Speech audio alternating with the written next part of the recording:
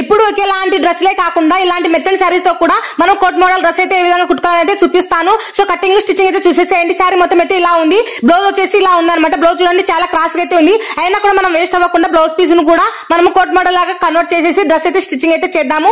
చూడండి body part కోసం వచ్చేసి 4 మడతలు ఫోల్డింగ్ అయితే చేసుకున్నాను. ఎక్కువ తక్కువ అనేవి ఉంటాయి కదా, వాటి కంపల్సరీ టైల్ స్కిల్ సాయంతో ఎక్కువ తక్కువ అనేది తీసేసుకోండి.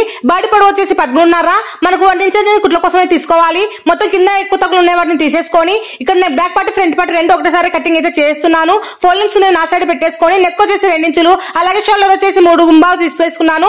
ఇప్పుడు వచ్చేసి సంఖ కోసం వచ్చేసి 6 ఇంచులు అయితే తీసుకున్నాను. ఇక్కడ నెక్ వచ్చేసి 5 ఇంచులు తీసుకున్నాను. ఇక్కడ రౌండ్ షేప్ అయితే తీసేసుకున్నాను అనమాట. ఇప్పుడు చెస్ట్ వచ్చేసి 32, దాన్ని 4 భాగాలు చేసుకుంటే 8 ఇంచులు అయితే వస్తుంది. దానికి ఒక 10 ఇంచులు కలుపుకొని 8.5 దగ్గర అయితే మార్కింగ్ అయితే చేశాను. అలాగే ఫీచర్ అలా అయితే కుట్లిప్ కట్ కోసం 2.5 అయితే ఎక్స్ట్రా మార్కింగ్ అయితే చేశాను అనమాట. ఇప్పుడు మనం మార్కింగ్ చేసిన దాని ప్రకారంగా కటింగ్ అయితే చేసుకోవాలి. నేను neck front neck back neck రెండు ఒకటేసారి కటింగ్ అయితే చేస్తున్నాను. ఇప్పుడు ఫ్రంట్ పక్కకు పెట్టేసి బ్యాక్ నెక్ కు కొంచెం ఒక 1 ఇంచెస్ మీద ఎక్కువ అయితే కటింగ్ అయితే చేసుకోవాలి. ఇప్పుడు హ్యాండ్స్ అయితే కటింగ్ చేసుకున్నాము. ఈ హ్యాండ్స్ కోసం వచ్చేసి క్లాత్ ఇట్లా 4 మడతలతో వేసేసుకొని ఇక్కడ ఎక్కువ తక్కువ అయితే కట్ చేస్తున్నాను. అలాగే హ్యాండ్ పొడవు వచ్చేసి 19 ఇంచులు, దానికి 1.5 ఇంచు ఎక్స్ట్రా కలుపుకొని ఇక్కడ హ్యాండ్ షేప్ అయితే మార్కింగ్ అయితే చేసుకొని కటింగ్ అయితే చేసా అనమాట. ఇది మనకు ఫుల్ హ్యాండ్స్ అనమాట. ఇక్కడ వచ్చేసి ఇంకా మిగిలినటువంటి క్లాత్ లో మనకు కోట్ కోసం క్లాత్ వస్తుంది. అలాగే వచ్చేసి ఇది లంగా మిగతా లంగాకి అయితే వాడుకుంటాం అనమాట. ఫ్రాక్ మొత్తం పొడవు వచ్చేసి 45, దాంట్లో మనం 13.5 బాడీ కోసం అయితే తీసేసాం కదా, అప్పుడు మనకు 31.5 అయితే పొడవు ఉంటుంది. దానికి మళ్ళీ ఒక 1 ఇంచ్ అనేది కలుపుకొని మనకు మొత్తం కుట్ల కోసం అందుకు 1 ఇంచ్ అనేది కలుపుకొని 32.5 దగ్గర మనం కటింగ్ అయితే చేసుకోవాలి.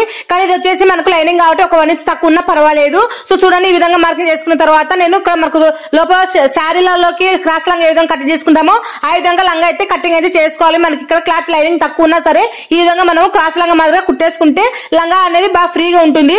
అలాగే వచ్చేసి ఇక్కడ వచ్చేసి నేను కోట్ అయితే కట్ చేస్తున్నాను. ఈ కోట్ కోసం వచ్చేసి ఇట్లా ఒక ఫ్రంట్ పార్ట్ భాగాన్ని ఇట్లా తీసేసుకొని సేమ్ ఫ్రంట్ పార్ట్ ఏ విధంగా ఉందో దాని ప్రకారం మార్కింగ్ అయితే చేసుకోవాలి. చూస్తున్నారు కదా మొత్తం ఇట్లా మార్కింగ్ చేసుకొని ఇక్కడ నేను వీడియోలో చూపించిన విధంగా ఈ విధంగా కోట్ అనేది ఇట్లా మార్కింగ్ అయితే చేసుకోవాలి.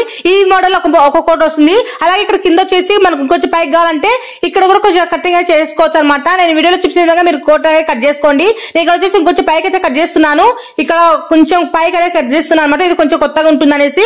సో చూసారు కదా ఈ విధంగా ఫ్రంట్ పార్ట్ లోనే ఇట్లా బ్యాక్ ఇట్లా మన కోట్ అనేది కట్ చేసుకుంటాం అనమాట. ఇక్కడ వచ్చేసి బ్లౌజ్ పీస్ అనేది విడిగా చేశాను. అలాగే కొంగును కూడా విడిగా చేశాను. మిగిలినటువంటి క్లాత్ ను 4 మడతలలోని ఇక్కడ 8 మడతలు వచ్చేలాగా ఈ విధంగా కోన్ షేప్ ఇలా పెట్టేసుకొని మొత్తం అయితే మనకు బాడీ పార్ట్ ని ఇట్లా మడత పెట్టేసుకొని ఈ విధంగా మొత్తం అయితే కొలత అయితే తీసేసుకొని ఇట్లా లంగా అయితే కటింగ్ అయితే చేసుకున్నాను. అలాగే బాడీ పార్ట్ కోసం వచ్చేసి ఈ విధంగా 4 మడతలు తీసేసుకొని బ్యాక్ పార్ట్ ఫ్రంట్ పార్ట్ రెండైతే తీసేసుకున్నాను అనమాట. అంటే మనకు బాడీ పార్ట్ అలాగే ఇక్కడ వచ్చేసి కోట్ కూడా కట్ చేసుకున్నాను. మిగిలినటువంటి క్లాత్ లో హ్యాండ్స్ అయితే కట్ చేసుకున్నాను.